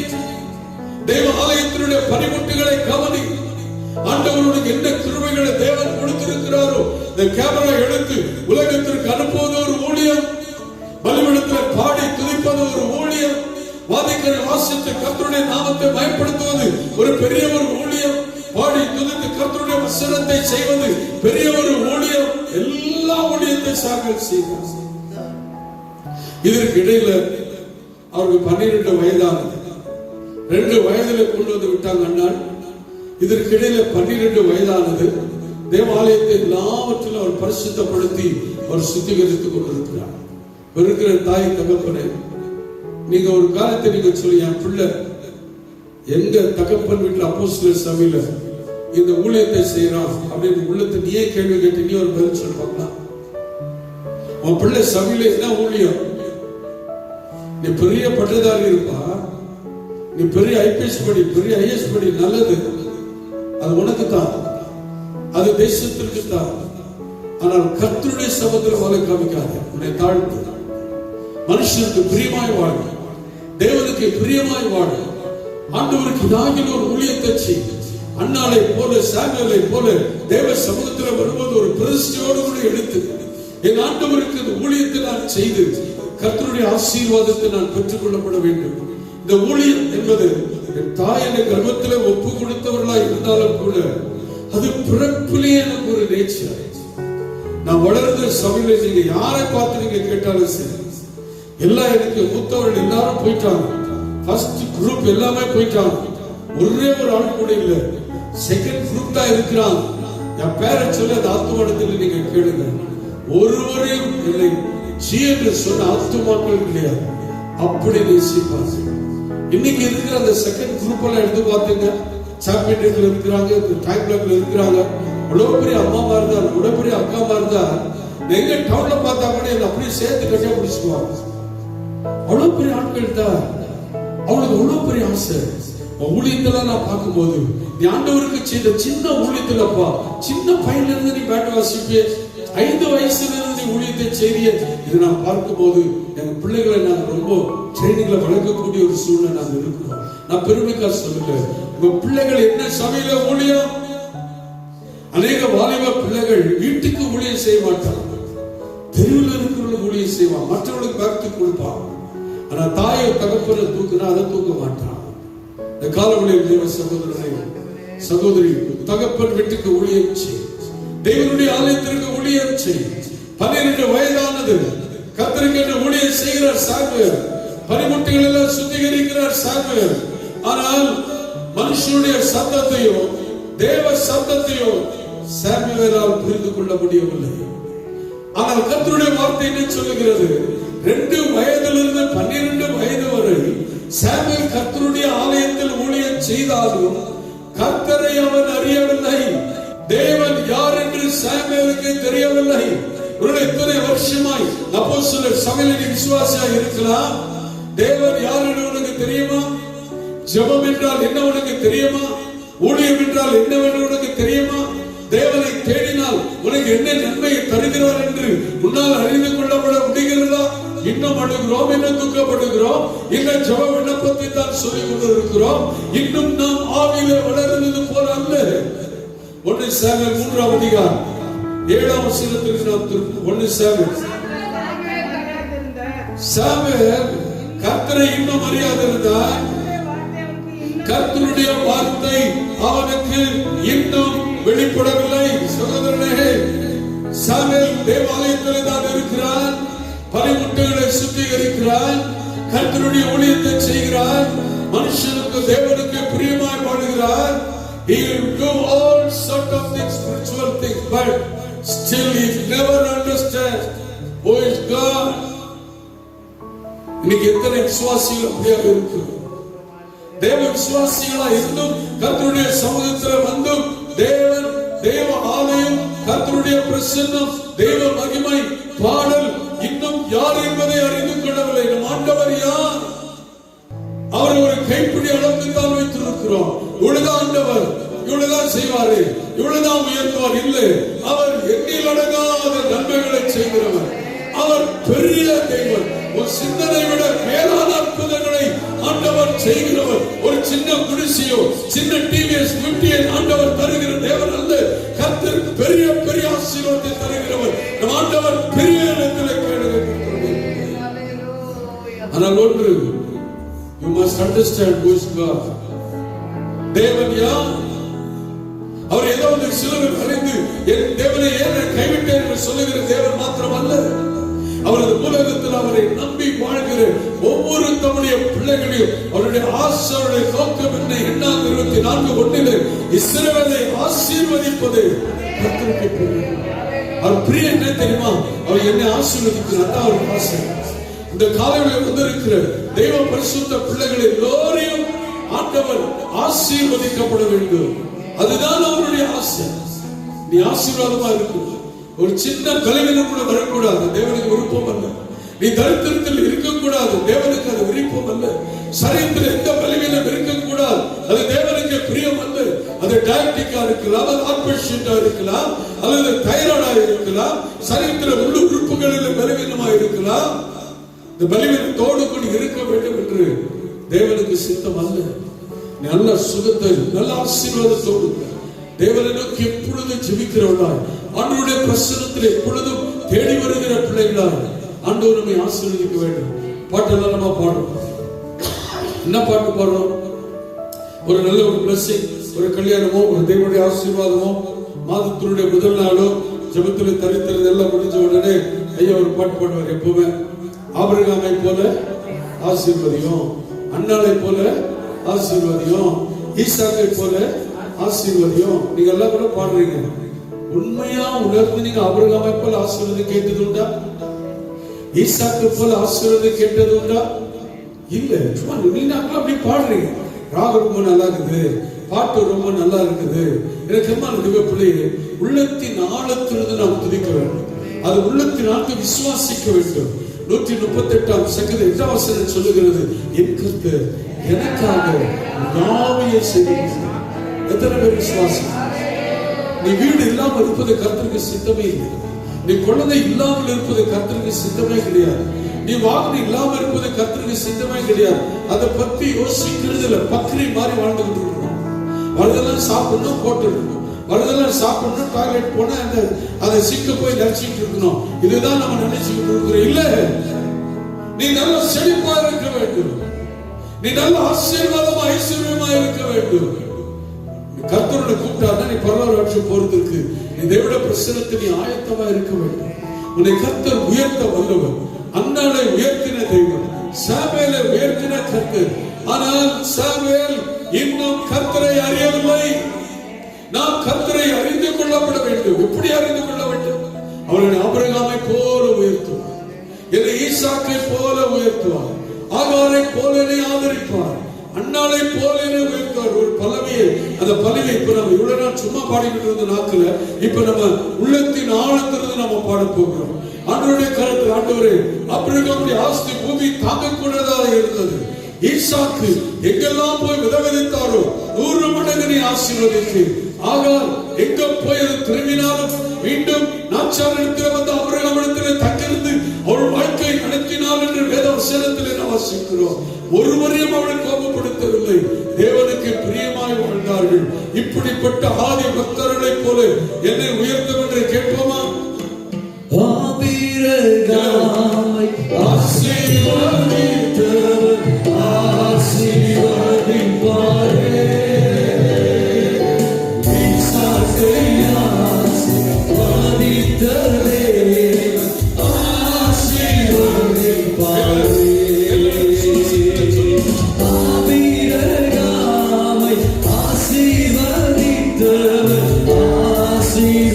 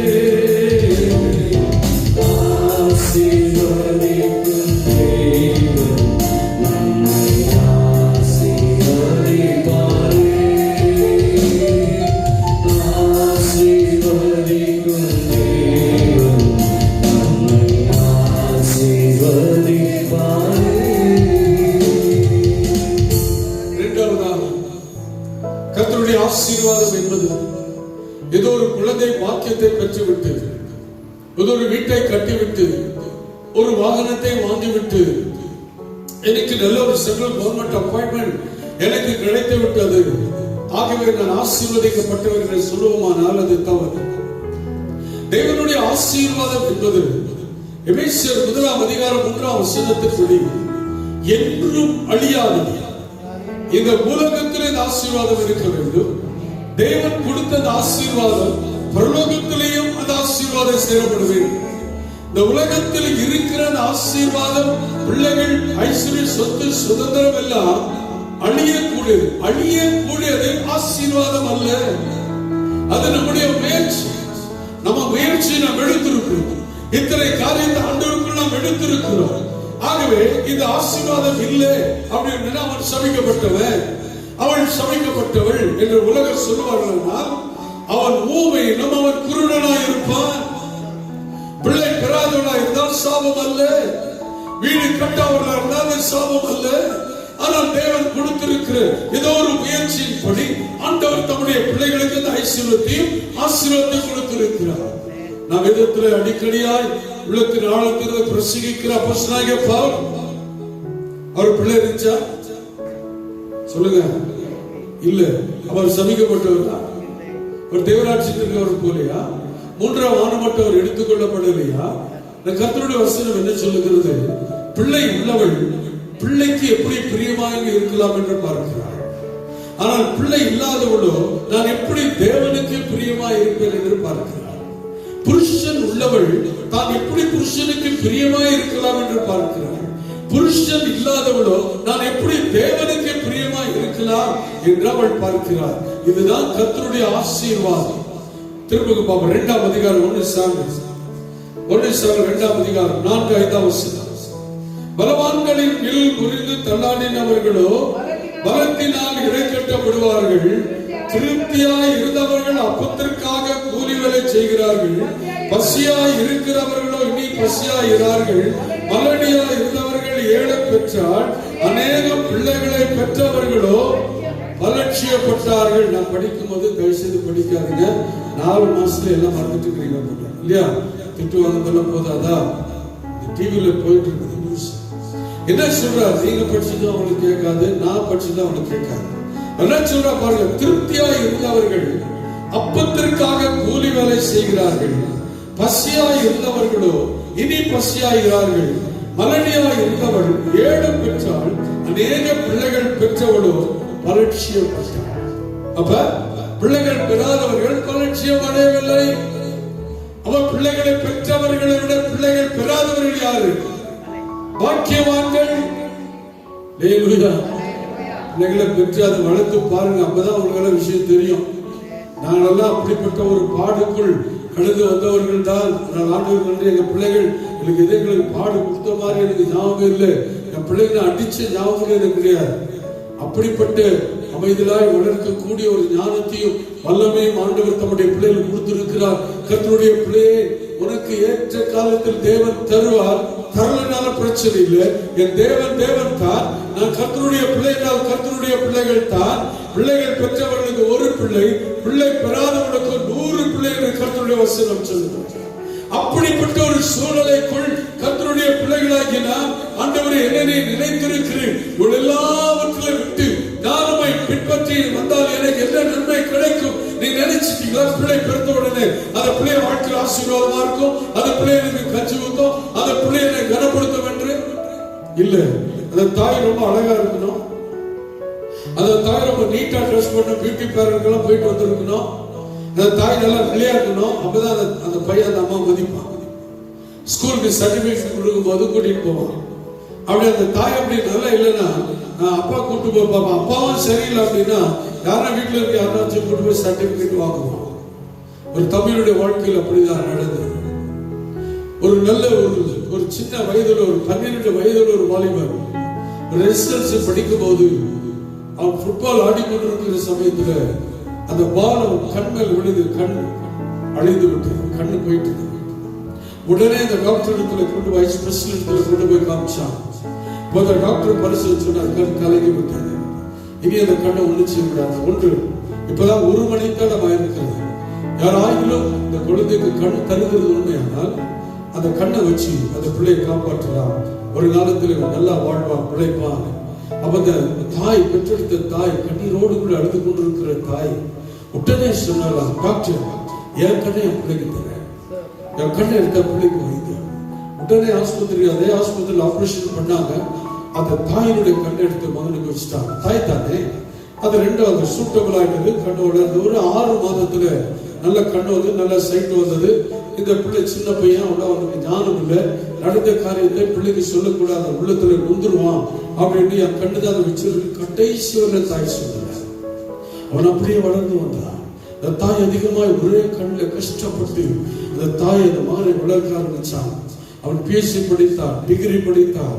அவன் பெரிய ஒரு பட்டதாரியாய் மாறினான். அவன் IPS படிக்க ஆரம்பித்தான். அவன் பெரிய ஒரு SP ஆய் மாறினான். அநேக ஆட்கள் அவன் கண்டல்ல வர ஆரம்பித்தார்கள். நல்ல பெரிய அந்தஸ்து கிடைத்தது. பெரிய பெரிய IPS படித்தவர்கள் எல்லாம் அவன் வீட்டுக்கு பங்களாக்கு வர ஆரம்பித்தாங்க. அப்ப அவன் சொல்லுவான், அம்மா அது இவங்களுக்கு முன்னாடி நீங்க வராதீங்க, காஃபி டீ நீங்க கொண்டு வராதீங்க, வேண்டாது, இவளே பார்த்துக்குவா, மனைவி இவளே பார்த்துக்குவா. சர்டிபிகேட் கொடுக்கும்போது தாயை கூட்டிட்டு போல. IAS படிச்சு அவன் பெரிய டிகிரி வாங்குறான், தாயை கூட்டிட்டு போகல. எந்த இடத்துல கூட்டிட்டு போகல. அவனுக்கு பெரிய தொப்பியெல்லாம் போட்டு அவனுக்கு சர்டிபிகேட் IPS படிச்சு முடிச்சுட்டு அந்த சர்டிபிகேட் கொடுக்குறாங்க. தாயை கூட்டிட்டு போகல. தாயை ரொம்ப நொந்துட்டான். உள்ளத்துல வேதனைனா வேதனை. அந்த ஒரு கண்ணில் விட்ட கண்ணீர் அழுது அழுது திரும்ப யோசிப்பா, ஐயோ இந்த ஒரு கண்ணுல கண்ணீர் விட்டா என் பிள்ளை அதை தாங்க செய்யுமே, என் பிள்ளை அது சாமா மாறுவேன். எவ்வளவு கண்ட்ரோல் பண்ணி பார்க்கிறாள். எல்லா பேரண்ட்ஸ் எல்லாம் போறாங்க. அப்பா மாத்திரம் கூட்டிட்டு போறான், பொண்டாட்டிய பிள்ளைகளை கூட்டிட்டு போறான். அந்த தாயை கூட்டிட்டு போக மறந்துட்டான். அவன் தூர தேசத்துல போய் அவன் செட்டில்மெண்ட் பார்க்க ஆரம்பித்தான். இங்கிருந்து ஒரு பிரான்ஸ்ல போய் செட்டில் ஆகலாம்னு வைத்துக் கொண்டது. இப்ப அந்த அவனுக்கு கல்யாணமாகி பிள்ளைகள் எல்லாம் வளர்ந்து அந்த பிள்ளை இப்ப சர்டிபிகேட் வாங்குறான். அந்த பிள்ளை பிரதிஷ்டை பண்ணுகிறான். அப்ப உடனே அவன் என்ன யோசித்தா, அம்மா பாட்டு சொல்றான், அம்மா இப்படி எல்லாம் நான் செஞ்சுக்கிட்டு இருக்கிறேன், நான் தயவுசெய்து இந்த இடத்துக்கு நீங்க வரக்கூடாது. இதுவரை சொல்லாத அந்த அருமையான அந்த பேர பிள்ளைகள் அதனுடைய ஏக்கம் எங்களுக்கு தான் தெரியும். பேர பிள்ளைகளுடைய ஏக்கம். இந்த தாய் இப்படி இருந்திருப்பாங்க யோசிப்பா. ஒரே மகன், ஒரே பிள்ளை. அந்த பிள்ளை பேர பிள்ளைகளை பிரதிஷ்டை செய்து அந்த அபிஷேகம் பண்ணுகிற அந்த சமயத்தில் தாய் அவன் கூட்டிட்டு போகல. ஆனா இன்ஃபர்மேஷன் மாத்திரம் கொடுக்கிறான். உடனே அந்த தாய் கேட்டாளா, ஏன் மகனே என்னென்ன காரியத்தை இப்படி செய்து கொண்டிருக்கிறீங்க, என்ன உங்களுக்காக நடந்தது? சின்ன SSLCல இருந்து உங்களை நான் பார்க்கிறேன். இந்த IAS IPS படிச்சு முடிச்சு வர்றவரு தாய் நீங்க கனப்படுத்த மாட்டேங்கிறீங்களே, அது உங்களுக்கு ஆசீர்வாதமா இருக்குமா மகனே? இந்த காரியத்தை நீங்க செய்யவே கூடாது. அவன் யோசித்தான், அம்மா எங்க இடத்துல வர்றவங்களாம் நீங்க பாத்தீங்கன்னா என்ன மாதிரி ட்ரெஸ் பண்ணி என்ன மாதிரி அழகா வர்றாங்க. ஆனா உங்களை பார்க்கும்போது மற்றவங்களாம் இவங்கதான் அம்மா அப்படின்னு சொன்னா அது எனக்கு ரொம்ப கேவலமா இருக்குதும்மா, நீ அதனால நீங்க கோச்சு கொள்ளாதீங்க, அந்த காரணத்துக்காக தான் உன்னை பண்ணல. அப்ப அந்த தாய் ஒரு நிருபத்துல, போன்ல கிடையாது தானே, ஒரு நிருபத்துல எழுதி அந்த தாய் சொன்னாலும், அவனே வா, இதுக்கு பிறகு நீ கூப்பிட்டாலும் நான் வரமாட்டேன், நீ எந்த காரியத்தை உனக்கு நான் செய்ய மாட்டேன், உனக்கு நன்மையை தீமை நான் உனக்கு செய்ய மாட்டேன், இந்த காரணத்துல தான் என்ன நீ வாடான்னு சொல்றேன், ஒரே ஒரு 2 நிமிஷம் நான் எழுதுறது நல்லா நீ படி. அப்படி எழுதுனாலும் நீ ஒரு 12 வயசு இருக்கும் போது நீ ஃபுட்பால் விளையாடி கொண்டிருக்கிற சமயத்துல யாரோ பால் அடிச்சு கண்ணு உனக்கு கலங்கி விட்டது. அப்படி பயங்கரமா நீ துடிச்ச. என் நெஞ்சில நான் அணைச்சு கொண்டு நான் நேர ஆஸ்பத்திரி போனீங்க. அப்ப என்ன இப்படிதான் போய் சேர்ந்தது எனக்கே தெரியாது. இடறி நான் கீழே கூட விழுந்தேன். நான் விழுந்தேனே தவிர உன்ன தரையில நான் விழல. நெஞ்சில அணைச்சு கொண்டு டாக்டர் இடத்துல போனேன். டாக்டர் ஒரு காரியத்தை சொன்னார், உன்னுடைய மகன் கண் பிழைச்சு நல்லா படிச்சு வருங்காலத்தில் ஆசீர்வாதமா இருக்கணும்னா ஒரு கண் யாராவது தானம் பண்ண முடியுமா? நான் யாரும் போய் தேட முடியாது. உடனே இந்த டாக்டர் கிட்ட சொன்னேன், நான் என் பிள்ளைக்கு கண்ணை திறக்கிறேன், கண்ணை நான் கொடுத்தேன். அந்த கண்ணில்தான் நீ IPS படிச்சிருக்கிற, அந்த கண்ணில்தான் இவ்வளோ பெரிய மனுஷனா மாத்திருக்கிறேன். நான் அங்கவீனமாய் மாறி நான் அவலட்சணமாய் மாறுவதற்கு காரணம் என் மகனே நீதான். இதோடு கூட கடைசி கடிதம், 2வது என்னை வந்து நீ பார்க்க வேண்டாம், நான் மரிச்சால நான் மரணத்திற்கு நீ வரக்கூடாது என்று சொல்லிவிட்டானா. அந்த மனுஷன் தன்னை குத்தி கொண்டானா, தன் மயிரை பிடிச்சு இழுத்து கொண்டானா. அந்த கண்ணை எனக்கு வேண்டாம், அந்த கண்ணை அவன் குத்தி கொண்டானா. இப்படிப்பட்ட ஒரு தாயை நான் அலட்சியமா நினைச்சேன். இப்படிப்பட்ட ஒரு தாய் அவ்வளவு அவமானமா இருக்கிறாங்கன்னு நினைச்சேன். ஆனா யாருக்காக நான் அவமானப்படுத்தாங்க? எனக்காக. நான் இப்படிப்பட்ட தாயை நான் விட்டு விட்டேனே, அந்த தாயை நான் அவமதிக்க பண்ணி விட்டேனே என்று அவன் துக்கப்பட்டான். அந்த தாய் எழுதின 2ஆம் நாள் அந்த தாய் மறைத்து விட்டாள். எனக்கு வாலிப தம்பி, தாயை மதி, தாயை கனப்படுத்த, கர்ப்பத்தில் உருவாக்கி வேதனை அடைந்த அந்த பாரு, அந்த கர்ப்பத்தில் அந்த பிள்ளையானது உருவாக்கப்படும் உச்சிலிருந்து உள்ளம் காவல நரம்புகள் எல்லாம் பயங்கரமாய் இருக்கும். வேதனைனா வேதனை, அதை தாங்க முடியாத ஒரு வேதனை. அப்படித்தாமா உன்னைய பெற்றான், அப்படிதான் உன்னைய பெற்றான். டெய்லி காலையில போய் தாயை கட்டி பிடிச்சு முத்தம் கொடு. டெய்லி காலையில போய் உன் தாயினிடத்தில் ஆசீர்வாதம் வாங்கிக்கொள். தேவன் உனக்கு இப்படிப்பட்ட நிலைமை இருந்தாலும், நீ எவ்வளவு பெரிய மனுஷனா இருந்தாலும் அழுகிறாத. 10 மாதம் கர்ப்பத்துல அந்த தாய் உன்னை சுமந்திருக்கிறாள். வேதனையோடு கூட பிள்ளை பெற்றிருக்கிறாள். அன்னாள் அப்படி பெற்றாலும் தேவனை பார்க்கும் போது அந்த வேதனை மறந்தாள், அந்த பாரத்தை மறந்தாள். ஆண்டவரை முன்பதாக கொண்டு வைத்தாள். அந்த பாரமெல்லாம் மறந்து விட்டாள். ஆண்டவருடைய பிரசன்னத்துல பாரத்தெல்லாம் மறந்துட்டாள். இன்னைக்கு நான் இவ்வளவு ஆசீர்வாதமா இருக்க காரணம் என்னுடைய தாய். என் தாய் கடைசி வரை வாழ்த்தினாள். இன்னும் 2 வாரம் இருக்கிறது, என்னை சேர்த்து கட்டி பிடிச்சு ஆழ்ந்து என்னை வாழ்த்தினாள். என்ன வாழ்த்தினாள்? இன்றைக்கு நான் அனுபவிக்கிறேன். இன்றைக்கு நான் ஆசீர்வாதத்தை பெற்றுக் கொள்கிறேன். என் சபை வாலிப பிள்ளைகள் அப்படி இருக்கட்டும், தேவ சகோதரிகள் அப்படி இருக்கட்டும். கர்த்தருடைய மகிமையின் வல்லமை பிரசன்னத்தினால் தேவ வாலிப பிள்ளைகள் அன்னாளை போல ஆண்டவருடைய பணிமுட்டு செய்ய, அன்னாளை போல தேவ ஆலயத்தில் கொண்டு வந்து விட்டு தம்முடைய பிள்ளைகள் தேவனுடைய நாம மகிமைக்கென்று சாட்சியா ஜீவிக்க பிள்ளைகளை ஆண்டவருடைய கரத்தில் ஒப்புக்கொடு.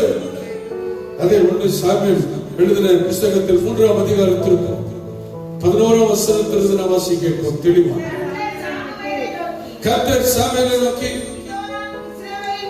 நான் இதோ இஸ்ரவேலில் காரியத்தை செய்வேன், அதை கேட்கிற ஒவ்வொருடைய 2 காதுகளிலும் அது தொனித்துக் கொண்டு இருக்கட்டும். நான் ஏலியின் குடும்பத்திற்கு விரோதமாக சொன்ன யாவையும் அவர் மேல் அந்நாளில் வரப்பண்ணுவேன். அதை தொடங்கவும் அதை முடிக்க போய். நல்ல கவனி வாலிப தம்பி, வாலிப தங்கச்சி, ஆண்டவர் இங்கே எச்சரிக்கிற அந்த சத்தம் என்ன?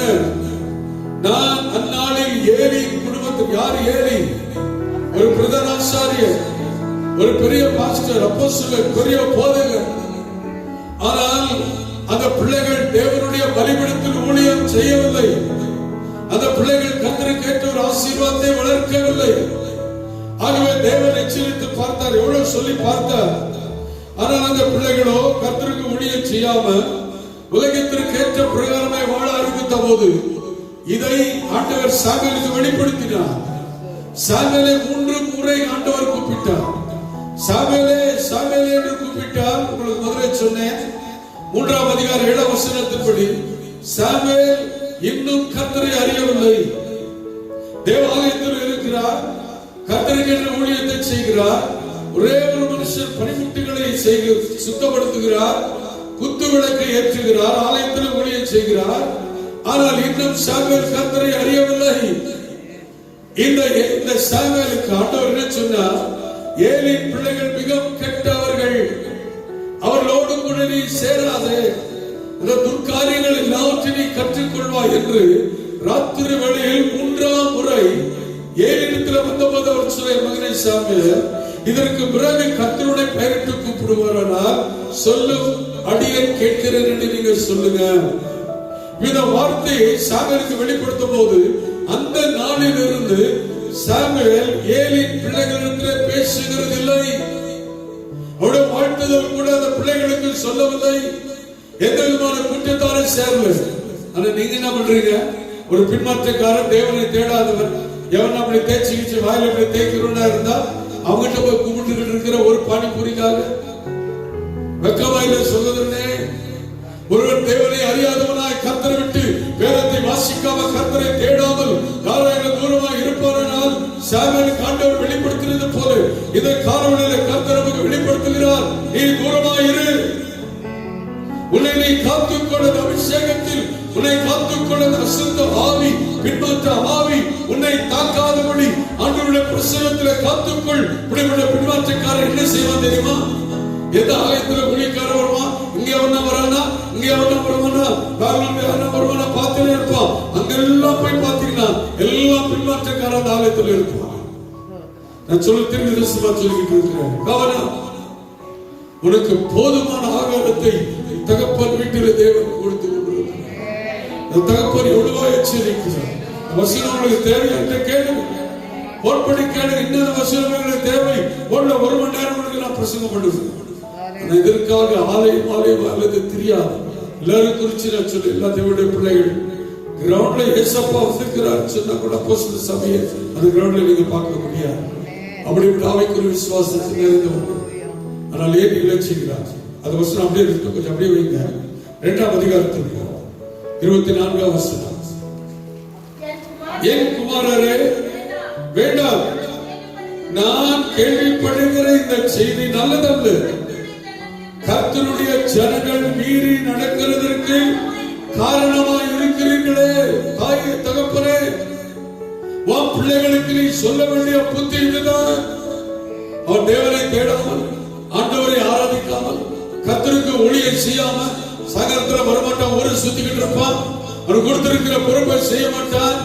ஆண்டவருடைய ஆலய ஞாயிற்றுக்கிழமை ஆராதனை இல்லை, நல்ல சுத்தமான வெள்ளை டிரெஸ் இல்லை, ஆண்டவர் கொடுத்திருக்கிற ஒரு யூனிஃபார்ம் இல்ல, துதிக்க வரமாட்டான், ஸ்தோத்திரத்துக்கு வரமாட்டான்.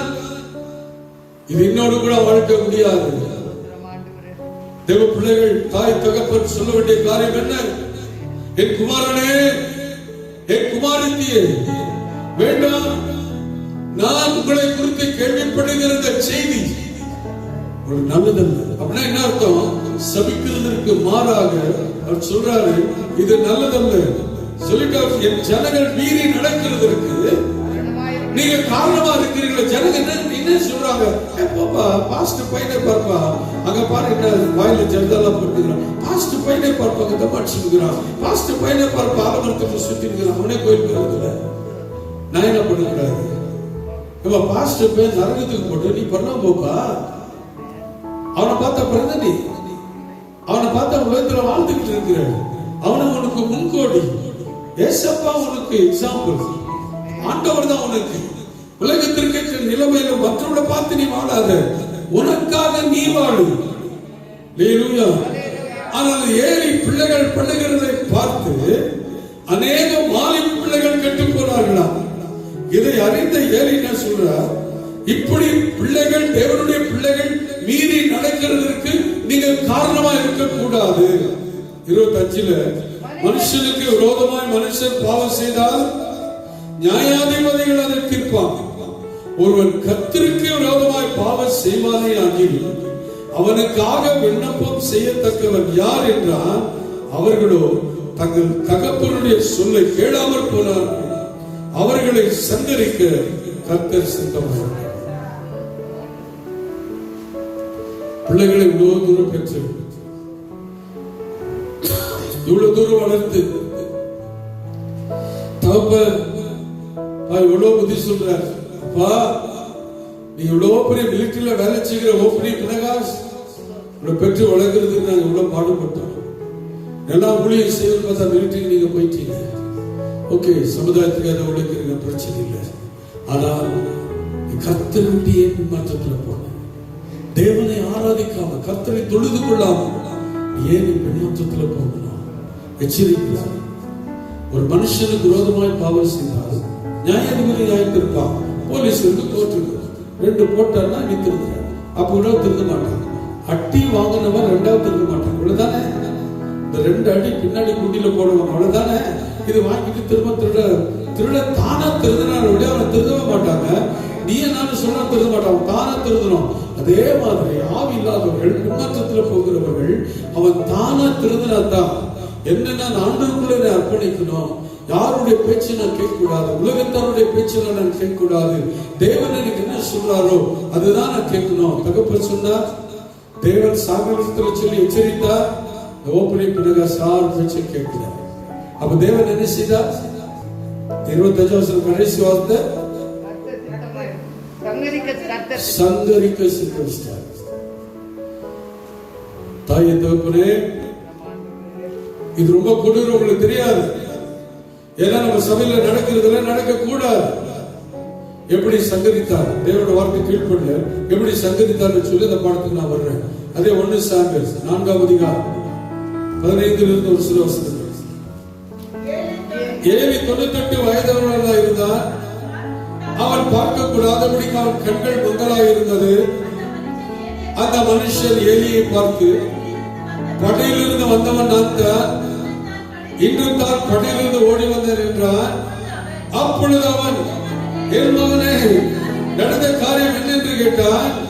செய்தி கொண்டவன் பிரயோஜனமாக, இஸ்ரவேலில் பெலிஸ்தர் கும்பலாக முறிதோடினார்கள், ஜனங்களுக்குள்ள பெரிய சங்காரம் உண்டாயிற்று. உம்முடைய குமாரராகிய ஓப்னி பினகாசனி இருவரும் இறந்து போனார்கள். தேவனுடைய பெட்டியோ பிடிபட்டு போயிற்று. அது மிலிட்டரியில கைவிட்டது யாரு? தேவன். பெலிஸ்தருடைய பட்டயத்திற்கு இரையா ஒப்பு கொடுத்தது யாரு? தேவன். ஏன்? கர்த்தர் எச்சரித்தார். நித்திதான வழியில போயிட்டு இருக்கிறார். தேவன் ஊழியக்கார நிமித்தம் எச்சரித்தார், ஏழை நிமித்தம் எச்சரித்தார், தகப்ப நிமித்தம் எச்சரித்தார். அவன் மனதை அவன் கடினப்படுத்திக் கொண்டார். ஆனால் ஆண்டவர் எச்சரித்தார். 3ஆம் அதிகாரம் 25 வருஷம் கடைசி பாகம். அவர் அழிக்க ஆண்டவர் சித்தம் கொண்டார். தேவன் அழிக்கிறவர் அல்ல, என் ஆண்டவர் கொல்லுகிறவர் அல்ல, என் ஆண்டவர் நிக்கனம் பண்ணுகிற தேவன் அல்ல. நாம் எல்லாம் ஆசீர்வாதத்தை பெற வேண்டும் என்று விரும்புகிற நம்முடைய ஆண்டவர் ஏன் கைவிட்டார்? நீ கர்த்தருக்கு விரோதமாய் எழுப்பின போது, தெய்வ ஊழியத்திற்கு விரோதமாய் எழுப்பின போது, தம்முடைய இஸ்ரவேல் ஜனங்கள் பாவான வழியில் வாலிப பிள்ளைகள் போகிறதற்கு நீ காரணமாய் இருக்கும் போது, தேவன் அந்த பிள்ளைகள் என்ன செய்தார்? சங்கரித்தார். படையில கைவிட்டார். பெலிஸ்தர் நெஞ்சில ஈட்டி வைத்து பாய்ந்தார். ஆண்டவருடைய ஊழியம் என்றால் என்ன? தேவ ஊழியத்திற்கு நீ தடையாயிராத. ஊழியம் செய். எப்படி ஊழியம் செய்? சுவிசேஷ ஊழியத்தை செய். ஆத்மா கூட தேவ சபையில செய். நீ தனிப்பட்ட விதத்தில் இச்சைக்காரி ஊழியத்தை போக கூடாது.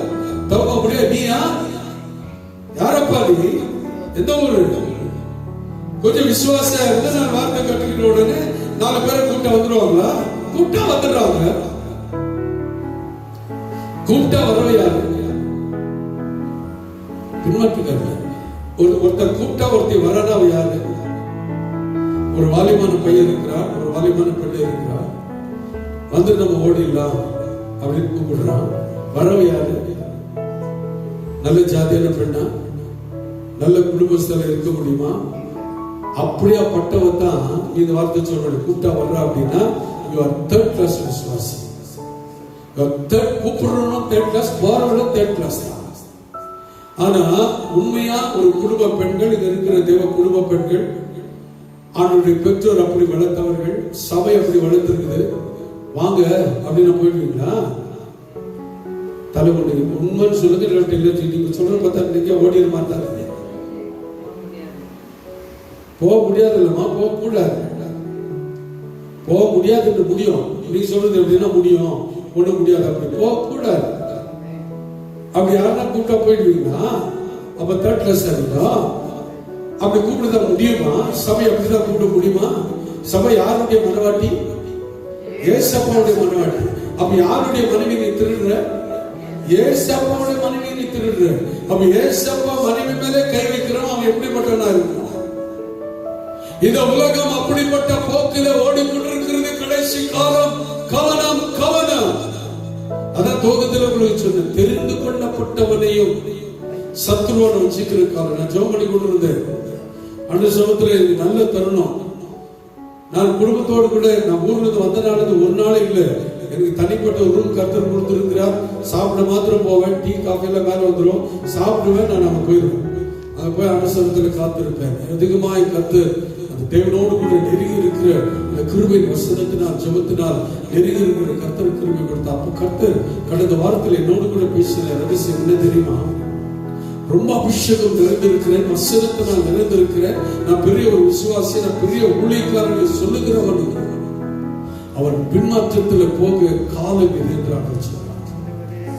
இப்படிப்பட்டவனை சத்ருவானவன் வஞ்சித்து அவனை எப்படி உலகத்தை கொண்டு போய் தள்ளிடுவான். இப்படி செய்யப்படும் போது ஆண்டவருடைய வருகை அடையாளத்தில் இது ஒரு அடையாளம் என்று மகனே என்று கர்த்தர் என்னோடு கூட பேசினார்.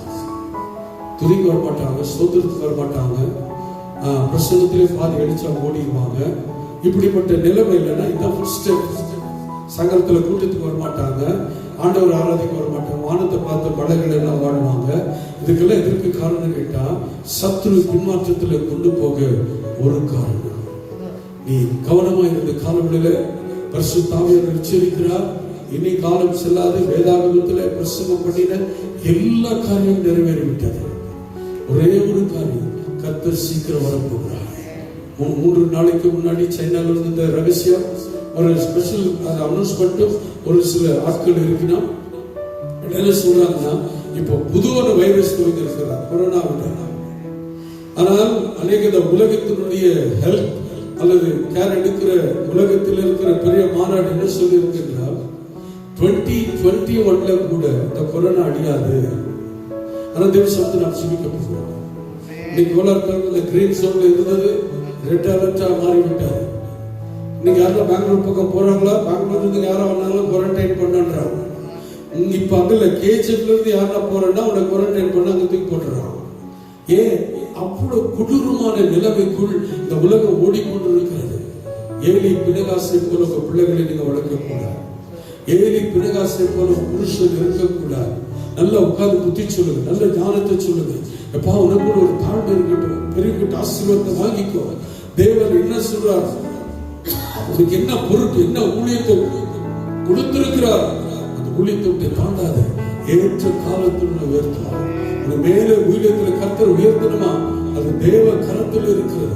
இப்ப வாசிக்க பார்ப்போம் 11ஆம் வசனத்தில் 3ஆம் அதிகாரம். கர்த்தர் சாமுவேலை நோக்கி, இஸ்ரவேலில் ஒரு காரியத்தை நான் செய்வேன் இருக்கும். நான் ஏலியின் குடும்பத்திற்கு விரோதமாக யாவையும் அவன் மேல் நன்னாளில் வரப்படுவேன். அதை தொடங்கவும் அதை முடிக்கவும் போகிறேன். அவன் குமாரர் தங்கள் மேல் சாபத்தை வரப்பண்ணுகிறதை அவன் அறிந்திருந்தும் அவளை அடங்காமற் போன பாவத்தின் நிமித்தம் நான் அவன் குடும்பத்திற்கு என்றும் நீங்காத நியாய தீர்ப்பு செய்வேன் என்று அவனுக்கு அறிவித்தார். யாருக்கு அறிவித்தார்? சாமுவேலுக்கு. ஏன்? அவன் அடங்குவதில்லை. அடங்க மாட்டான் பாஸ்டர், வரமாட்டான் பாஸ்டர். அவன் அடங்க மாட்டான். ஏனென்றால் நீ அடங்கினா தானே ஆடுவான். நீ கர்த்தருக்கு பயந்து வாழ்ந்தா தானே நம்முடைய பிள்ளைகள் கர்த்தருக்கேற்ற பயபக்தியில வாழ முடியும்.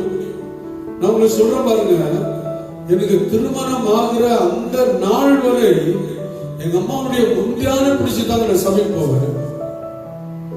அவங்களோட முந்தானி பிடிச்சிட்டு தான் சபைக்கு போய் வளர்ந்து வந்தாங்க. அவங்க விடவே மாட்டாங்க. எல்லா பிள்ளைகளும் ஓரம் கட்டிடுவாங்க. என்ன மாத்திரம் அந்த அளவுக்கு தேவனுக்கு ஏற்ற பயபக்தியில அவங்க கையை பிடிச்சிட்டு இப்படிதான் அந்த சோழர்கள் இப்படிதான் பிடிச்சிட்டு போவாங்க. இப்பதான் உட்காரு ஆரோக்கியமா பார்ப்பாங்க, துதிப்பா பார்ப்பாங்க, பேண்ட் வசமா பார்ப்பாங்க. நான் என்ன பார்க்கறேன், நான் வசனத்தை கேட்க மாட்டேன்னா சபைக்கு போயிட்டு வந்த பிறகு என்ன வசனத்தை சொன்னார், என்ன கதை சொன்னா நான் சொன்னதான் எனக்கு மத்தியான சாப்பாடு. இப்படி எந்த தாயில சொல்லிக்கிறேன் அவன் பிள்ளை பார்த்து சபையில நீங்க என்ன பிரசங்கம், என்ன பாட்டு, ஆண்டவர் என்ன உங்கள்கிட்ட பேசினாரு, இந்த துதியில என்ன அபிஷேகம் உனக்கு கிடைச்சது, எந்த தாய் எந்த தகப்பன நீங்க கேட்டிருப்பீங்களா? என்னமா சோறு நாய் கூட சோறு கொடுத்து பிள்ளைகளும் காக்க குஞ்சு கூட எங்கேயாவது திருடிக்கிறதா தப்பிட வாயில ஊட்டுது. இது பெரிய ஒரு சாதனையா தாய் தகப்ப நீங்க சேர்ந்து உங்களுடைய பிள்ளைகளை தேவனுக்கு ஏற்ற பயபக்தியில நடந்து அண்ணாளை போல தேவ சமத்தில் தன்னுடைய பிள்ளைகளை ஒப்பு கொடுங்க. அண்ணாள் 2 வயதுக்கு உட்பட்டால் 12 வயது வரை தேவன் அறியாமல் இருந்தால் அண்ணன் சாகலோடு கர்த்தர் பேசினார். கர்த்தருடைய சத்தம் தெரியல. ஏன் அந்த பிள்ளை தேவ சமத்தில் இருந்தா தெரியல. உன் பிள்ளைகள் எங்க? ஆண்டவருடைய பிரசன்னத்தினுடைய பிள்ளைகளை கொண்டு வாங்க. தேவனுடைய பயபக்தியில் நம்முடைய பிள்ளைகளை கொண்டு வந்து அந்த வசனத்தை கேட்ட தாய் பக்கத்துல உட்கார்ந்து அந்த ஊழியக்கார பிரசவம் பண்ற அந்த கவனி என்ன செய்யற பிஸ்கெட் அப்படி சாப்பிடலாம். வசனத்தை நல்லா கவனி. தேவனுடைய சமத்துல சொல்லு.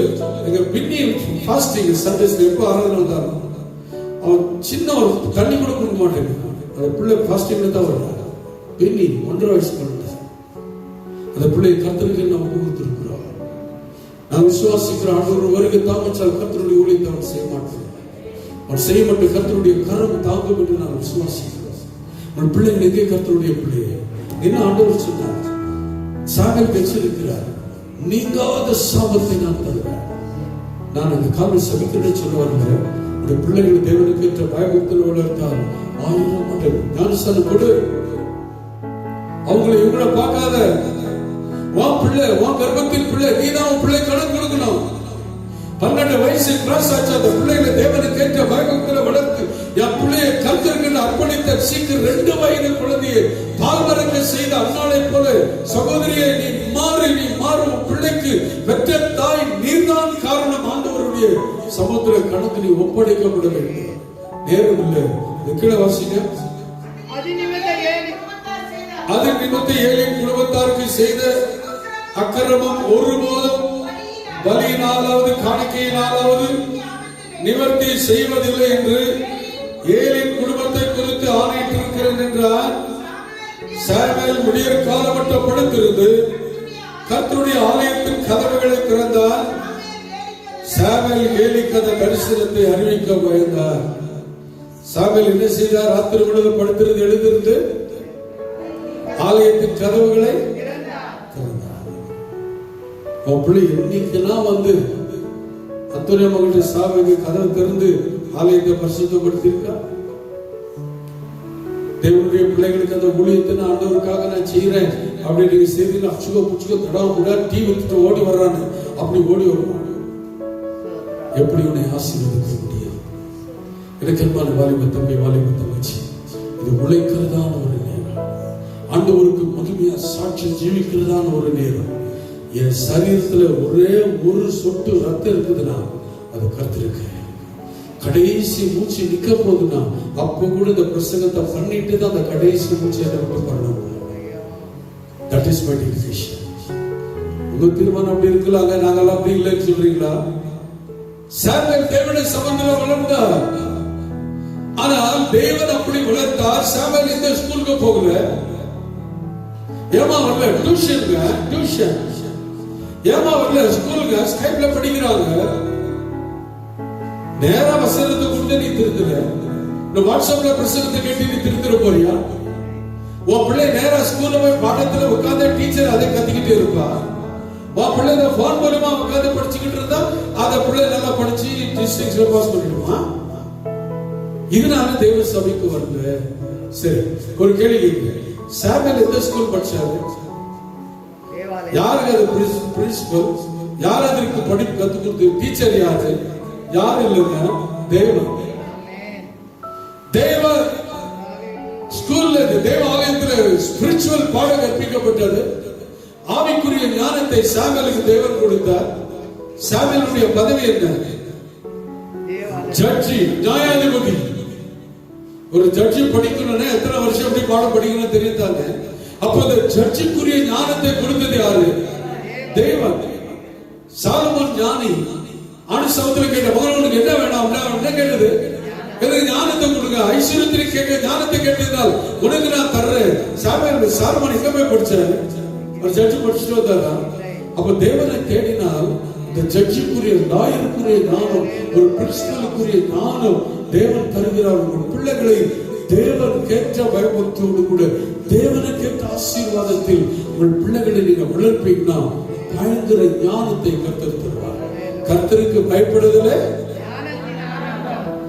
அது மாத்திரம் சொல்றீங்களே. கர்த்தருக்கும் பிள்ளைய பயந்தா ஞானத்தில் ஆரம்பம். அதான் ஆரம்பம். ஒரு ஞானத்துல குறைபட்டிருந்தால் எல்லோருக்கும் சம்பூர்ணமாய் கொடுக்கிறவனே ஒருவனையும் கடிந்து கொள்ளாதவனமாகிய பிதாவினிடத்தில் கேட்க கடவுள். இந்த உலகத்தினுடைய டீச்சர் அல்லது ஹெட்மாஸ்டர் அல்லது பிரின்சிபல், டீச்சர் இது நீங்க சொன்னீங்களே எனக்கு புரியல, இது இப்படி இந்த கணக்கு இந்த கால்குலேஷன் இப்படி வரணும். சரி, திரும்ப 5 நிமிஷம் கழிச்சு நீங்க சொன்னீங்களே எனக்கு புரியல டீச்சர். சரி விட்டால் எத்தனை முறை சொல்றது அப்படின்ட்டு 2 திட்டு இது இப்படின்னு அந்த டீச்சர் சொல்லி தருவாங்க. இன்னொரு முறை கேட்கிறோம், அறிவு இருக்காடு தூங்குறாடா, நீ என்னடா பண்ணிக்கிட்டு இருக்கிற, எத்தனை முறை சொல்றது அப்படின்னு டீச்சருக்கு நிறைய பேர் டீச்சர் இருக்கிறீங்க. சொல்லுவீங்களா சொல்ல மாட்டீங்களா? ஆனா என் ஆண்டவர் எத்தனை முறை இந்த பிரசங்கம் எனக்கு புரியல, வசனம் எனக்கு புரியலப்பா, எனக்கு நீங்க சொல்லித்தாருங்க ஆண்டவரே.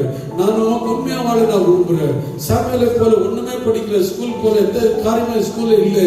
ஆனால் அவர் எப்படி ஒரு நியாயாதிபதியா வளர்ந்தாரோ, சாலமன் எப்படி ஒரு நியாயாதிபதியா நீ வளர்த்தீரோ, என் பிள்ளைகள் எல்லாம் ஆண்டவரே எப்படிப்பட்ட பெரிய செக்குலர் எஜுகேஷன்ல இருந்தாலும், பெரிய உயர்ந்த பதவி இருந்தாலும், எங்க தேவாலயத்துல ஒரு தொடப்பு எடுத்துட்டு பெருங்கிட்டாண்டவரு, ஒரு சேர் கிளீன் பண்ணிட்டு, ஒரு மைக் எடுக்கிட்டாண்டவரு, ஒரு கர்த்தருடைய ஊழியத்தை செய்து தேவனுடைய நாமத்தை மகிமைப்படுத்தட்டும் என்று நீ உன் பிள்ளைகள் முழு குடும்பத்தையும் நீ ஒப்பு கொடுக்கப்படுகிறது உண்மையானால், என் ஆண்டவர் விசேஷித்த ஆசீர்வாதத்தினால் உன்னையும் உன்னுடைய படிப்பு, உன்னுடைய வேலையும், உன்னுடைய வருமானத்தை, உன்னுடைய ஆசீர்வாதத்தையும் தேவன் கிருபையாக கட்டிடுவார்.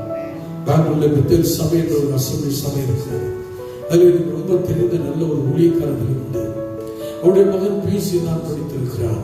ஆனா கர்த்தருக்கு பயந்த ஒரு பிள்ளை, தேவனுக்கு அப்படின்னு அந்த மாதிரி சின்ன வயசுல அந்த மாதிரி பாட்டு பாடுவான்.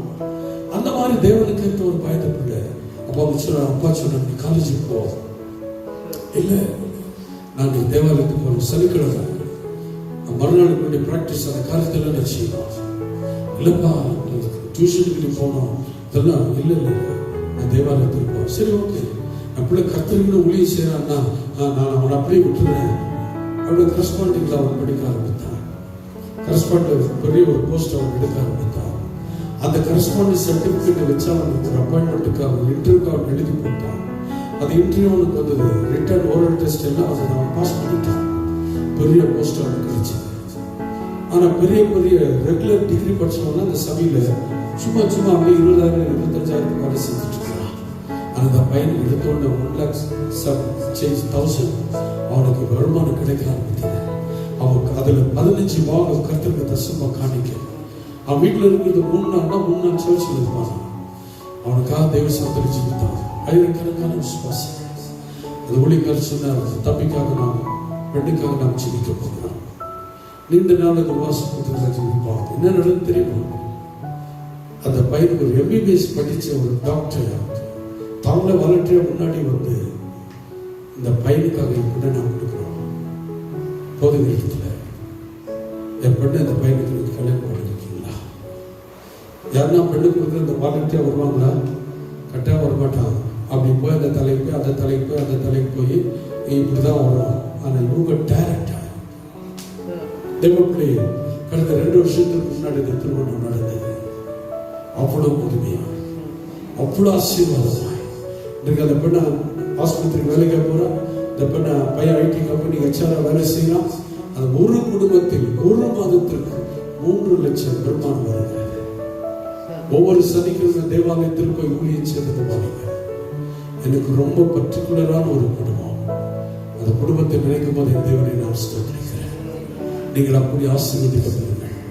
நீங்கள் பிள்ளைகள் அப்படிப்பட்ட ஞானத்தில் வளரட்டும். அந்த பிள்ளைகள் தேவனுக்கு என்று ஒரு சாட்சியில வளரட்டும். நல்ல ஹெல்த்தா வளரட்டும். நல்ல தேவ ஞானம், நல்ல பாடட்டும், நல்ல துதிக்கட்டும். எல்லாம் செய்வது நல்லது. எல்லாருடைய பிள்ளைகள் செய்கிறது நல்லது. வெற்றியார் வாதிக்குறை வாசிக்கிறது நல்லது. இதே டுமுன்னு அடிச்சுக்க முடியாது. வாங்க வருஷம் வாங்க வெளியே, அது நல்லா பாடு, நல்லா துதி. அன்றைய பிள்ளைகள் எப்படி பாடுறாங்க, நல்லா பாடுங்க. வலிமணி உங்களுக்காய் காத்திருக்கிறது, இன்ஸ்ட்ருமெண்ட் உங்களுக்காய் காத்திருக்கிறது, வருஷம் துதி உங்களுக்காய் காத்திருக்கிறது. எடுப்பு சாமுவேலை போல தேவனுக்குள்ள எடுப்பு. ஆண்டவர் சீக்கிரம் வரப்போகிறார். இந்த பிள்ளைகள் எல்லாம் முழு குடும்பமாக நம் தேவனுடைய ராஜ்யத்தில் பிரவேசிக்கும் என்பதாக ஆண்டவரே இந்த கிருபையின் ரகசியத்தை நீர் எனக்கு கொடுத்து சாமுவேலை போல ஒரு நியாயாதிபதியாக வளர்ந்து அவன் திருமணமாகிய அநேக பிள்ளைகளை பெற்று அந்த பிள்ளைகளையும் நியாயாதிபதியாக படிக்க வச்சு இஸ்ரவேலுக்கு பெரிய அற்புதங்களும் அடையாளங்களுமாக இருந்தது உண்மையான காலங்களில் வந்திருக்கிற அண்ணாக்களை தேவன் பிள்ளைகளாக்குள்ளே அண்ணாவை போல கடாட்சித்து அண்ணாவுடைய குடும்பத்தை போல கர்த்தர் மேலே உயர்த்துகிறார். நம்ம எல்லாம் விழுந்து நிற்போமா? மெல்ல ஆண்டவருடைய கருத்துல போய் நமக்கு இதா இருக்கிற பாடத்தை சாயங்காலம் நாம் தியானிக்க போகிறோம். வருகிற கர்த்தருடைய பிள்ளைகள் வரலாம். ஆண்டவருடைய கருத்துல இந்த வழியை நாம் அர்ப்பணிக்க போகிறோம். எல்லா தெய்வ பிள்ளை இந்த நாளை நாம் செபிக்க போகிறோம். ஆண்டவரே, என்னுடைய பிள்ளைகள், என்னுடைய குடும்பம் இப்படிப்பட்ட ஒரு தெய்வ ஆசீர்வாதத்தை பெறட்டும். தேவனுக்கு ஏற்ற ஒரு நன்மையை பெற்றுக் கொள்ளட்டும். உடைய கிருபை, ஆசீர்வாதம் எங்கள் குடும்பத்திலேயும் பிள்ளைகள் வாழ்க்கையை கண்டு தேவனுடைய மகிமைக்கென்று நாங்கள் வாழட்டும். எங்கள் முழு குடும்படி சாட்சியா இருக்கட்டும். எங்கள் பிள்ளைகள் அப்படிப்பட்ட ஒரு சாட்சியா இருக்கட்டும். நாம் மகிமைக்கென்று வல்லமையா எடுத்து நாங்கள் பயன்படுத்திட்டோம்.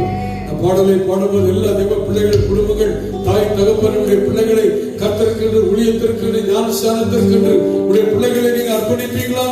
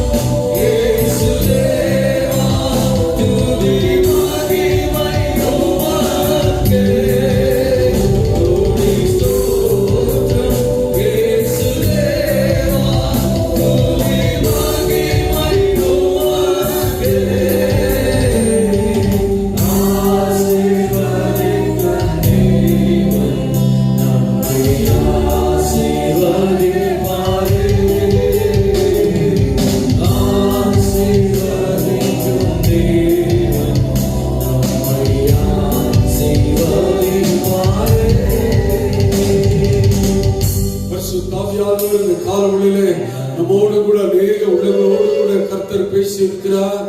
வந்திருக்கிற தாயை தகப்பனே, எல்லாம் ரெண்டு கண்களை மூடி இருக்க வேண்டிய நேரத்தில் ஆண்டவர் சமத்திலே பிரதிஷ்டை எடுக்க முடியுமா? என் பிள்ளைகளை இப்படிப்பட்ட பயபக்தியில் இந்த நாளில் இருந்து நான் வளர்ப்பேன். என் பிள்ளைகளுக்கு ஆண்டவருடைய சபை கர்த்தருடைய ஊழியம் தேவ நாம மகிமைக்கென்று என்ன பெரிய பெரிய பட்டதாரி படித்தாலும் என் பிள்ளை தேவ ஆலயத்தில் ஆதிக்கொண்டு வாசிக்கட்டும், துதி நடத்தட்டும், பாடி ஆராதிக்கட்டும். தேவ ஆலயத்தை சார்ந்தலை போல 2 வயதிலிருந்து கர்த்தருக்கென்று ஊழியம் செய்ய என்னுடைய பிள்ளைகளுடைய பேர பிள்ளைகளை என்னுடைய கர்ப்பத்தின் கனிகளை நான் ஆண்டவருக்கு ஒப்பு கொடுக்கிற வார்த்தை வசனத்தின்படி அது ஆண் பிள்ளையா இருந்தாலும் அது பெண் பிள்ளையா இருந்தாலும் ஆண்டவருக்கு மகிமையான சாட்சியை நான் ஒப்பு கொடுக்க விரும்புகிறேன். எல்லா கண்களை மூடி இருக்கிற நேரத்தில் இந்த வலது கரத்தை உயர்த்தி விடானால் உங்களுக்கு அவனுடைய பிள்ளைகளுக்காக நான் செபிக்க போகிறேன். ஹல்லேலூயா. அநேக கண்களை நான் பார்க்கிறேன். கர்த்தர் தம்முடைய பிள்ளைகளை உயர்த்துவராக, தம்முடைய கரத்தின் கர்ப்பத்தின் கனிகளை ஆண்டவர் ஆசீர்வதிப்பராக. உடைய பிள்ளைகள் தேவனுக்கேற்ற பயபக்தியில வளர்வார்களாக, ஞானத்தில வல்லமையில வளர்வார்களாக, ஆயுசு நாட்கள் பெருகுவார்களாக, ஞானத்தில வல்லமையில நிரப்புவார்களாக, படிப்பில கல்வியில ஞான வரத்தினால் தம்முடைய பிள்ளைகளை கர்த்தர் நிரப்புவராக. அன்பும் இரக்கம் என்னை நலத்தோப்பனே ஆசீர்வதிக்கப்பட்டத காலவழியிலே கரையில வைத்திருக்கிற தாய் தகப்பன்மார்க்காக நான் ஜெபிக்கிறோம். பிள்ளைகளை இப்படி ஞானத்தில வளர்ப்பு, என் பிள்ளைகள் தேவனுக்கு சாட்சியா இருக்கட்டும். என் பிள்ளைகள் ஆண்டவருக்கு மகிமையான வளர்ப்பு, சத்தியத்தில கடிந்து கொள்ளுகிறதிலும் தேவனுடைய அபிஷேகத்தில வளர்ப்பேன் என்று கரையில வைத்திருக்கிற அருமையான தாய் தகப்பன்மாரை நீர் ஆசீர்வதிப்பீராக, ஆசீர்வதிப்பீராக. ஆண்டவரே, பிள்ளைகளை ஞானத்தை பாரும், படிப்பை பாரும். என் சபையில பெரிய பெரிய பட்டதாரிகளாய் மாறட்டும், பெரிய பெரிய வேலை செய்யட்டும்.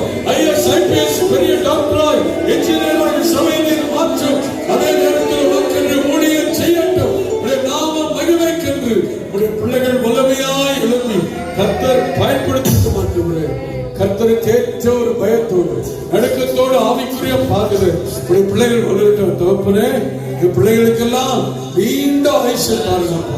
எந்த வியாதி, எந்த சாவு, எந்த வைரஸ், எந்த பலவீனம் எங்க பிள்ளைகளை சபையை தாக்காம முடியும். கர்த்தர் நீங்க வேலி அடைத்து நீங்க பாதுகாத்து கர்த்தர் நீங்க கனப்படுத்துங்க. இந்த வார்த்தை வசனம் இந்த பெற்றோர் உள்ளத்திற்கும் எனக்கும் எங்கள் மனைவி பிள்ளைகளுக்கும் ஆசீர்வாதமானி மாற்றி கொடுத்தீர்கள்.